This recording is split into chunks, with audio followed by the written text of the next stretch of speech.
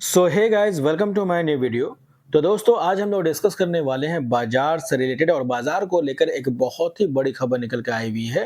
अब दोस्तों, फेड का जो रेट कट का जो अपडेट है वो निकल के आ चुका है। साथ साथ एफआई और डीआई का डेटा भी चुकाने वाला और इसी के साथ साथ कुछ कंपनी को लेकर बड़ी खबर है, जो कि सारी बातों को इस वीडियो के अंदर डिस्कस करेंगे। वीडियो बहुत ही इंफॉर्मेटिव रहने वाला है, तो बिना स्किप के जरूर देखें।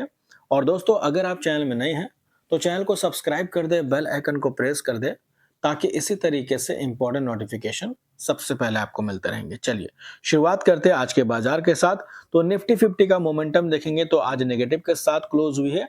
लगभग 81 पॉइंट के आसपास की गिरावट के साथ 25,758 पे क्लोज हुई है।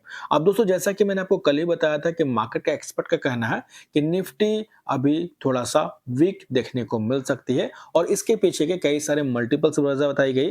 जैसे कि रुपीस की बात करें, वो ऑल टाइम लो पे है। इसके अलावा एफआईस की आउटफ्लो लगातार बढ़ रही है। ग्लोबल बाजार के संकेत देखोगे थोड़ा सा वोलेटाइल है, क्योंकि फेड का डिसीजन आने वाला है और उसको लेके पूरा का पूरा बाजार काफी ज्यादा वोलेटाइल देखने को मिल रहा था।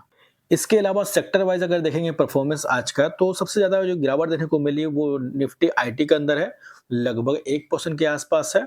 निफ्टी पीएसयू के अंदर भी 0.70%, निफ्टी फाइनेंस के अंदर 0.53%। इसके अलावा रियल्टी की बात करें, निफ्टी ऑटो की बात करें, निफ्टी एनर्जी, निफ्टी एफएमसीजी, सब नेगेटिव के साथ है।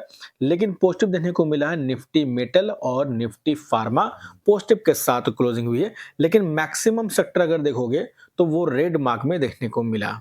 इसके अलावा दोस्तों, एफआई और डीआई का डेटा भी अपडेट हो चुका है। आज का दिन है 10 दिसंबर 2025 और आज के दिन दोबारा से एफआई की फिर से बिक वैल्यू हुई है 1651 करोड़।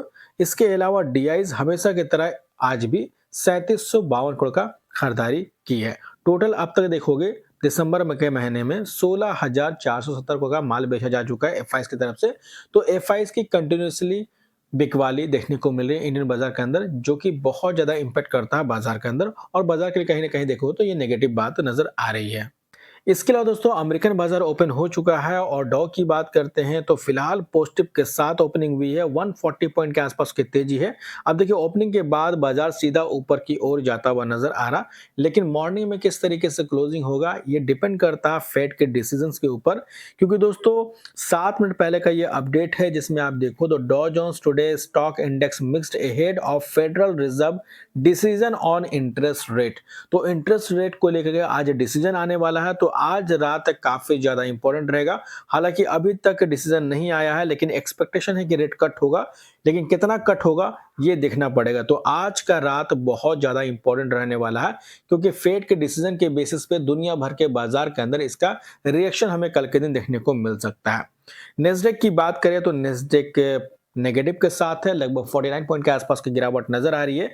लेकिन फेड डिसीजन आने के बाद मार्केट में उतार चढ़ाव नजर आ सकते हैं, तो मॉर्निंग में ट्रैक करना ना भूलें, क्योंकि उसके बेसिस पे में भी हमारा बाजार भी रिएक्शन देखने को मिल सकता है। इसके बाद दोस्तों, आज ईएमएस कंपनी की बात करते हैं तो आज जबरदस्त फॉल देखने को मिला। चाहे वो कैनेस की बात करें, डिक्सन टेक की बात करें, अंबर, पीजी इलेक्ट्रोप्लास्ट, तो इन सब कंपनियों के अंदर 9% के आसपास का फॉल देखने को मिला, यानी कि जबरदस्त गिरावट हुई है। अब इस गिरावट के पीछे असली वजह क्या रही है, इस बात को जानेंगे। हालांकि बताया जा रहा है कि सेल ऑफ देखने को मिला है, यानी कि प्रॉफिट बुकिंग इन कंपनियों के अंदर आता हुआ नजर आ रहा। अब देखिए यहाँ पे क्या बताया जा रहा है। सबसे पहले अगर आप देखोगे तो सेल अप तो देखने को मिला है ईएमएस प्लेयर के अंदर रिलेटेड पार्टी डिस्क्लोजर्स। तो यहाँ पे दोस्तों, इस ईएमएस प्लेयर को लेकर के राइट बताया जा रहा, कंसर्न जो दिया जा रहा वो इनकंसिस्टेंसी कंसर्न यहाँ पे बताया जा रहा है, जिसके वजह से जबरदस्त फॉल देखने को मिला है इन सब कंपनी से रिलेटेड जो भी ईएमएस इंडस्ट्री में कामकाज करती है। लेकिन दोस्तों, अगर फंडामेंटल्स की बात करते हैं डिक्सन कंपनी के, तो देखिए ये कंपनी 1993 की कंपनी है, ईएमएस कंपनी है, और मैक्सिमम कंपनी का रेवेन्यू जनरेट होता है ईएमएस डिवीजन से लगभग 84% का। मार्केट कैप 74,871 करोड़ का है, जो कि एक मिड कैप क्वालिटी का स्टॉक है। स्टॉक का पी करेंटली 57.9 का, return of equity 32.8% and ROC 40% का है। फेस वैल्यू ₹2 का है। अगर देखोगे इस कंपनी का, तो आप देखो pros, company is expected to give good quarter and company has deliver good profit growth of 45% CAGR over the last 5 year. तो पिछले 5 सालों का प्रॉफिट ग्रोथ 45% का है। नंबर की बात करें तो इस बार के नंबर देखिए 12,800 करोड़ का सेल्स बढ़ के हो गया 14,800 करोड़। नेट प्रॉफिट था 280 करोड़ बढ़ के हुआ 746 करोड़। तो इस बार के नंबर काफी जबरदस्त रहे।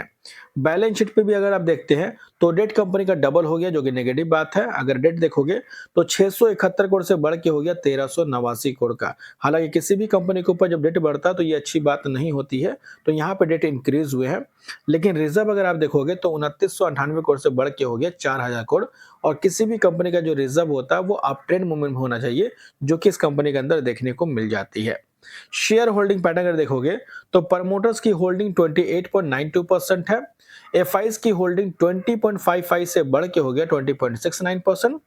डीआईज की होल्डिंग भी 26.68 से बढ़ के हो गया 28.93%।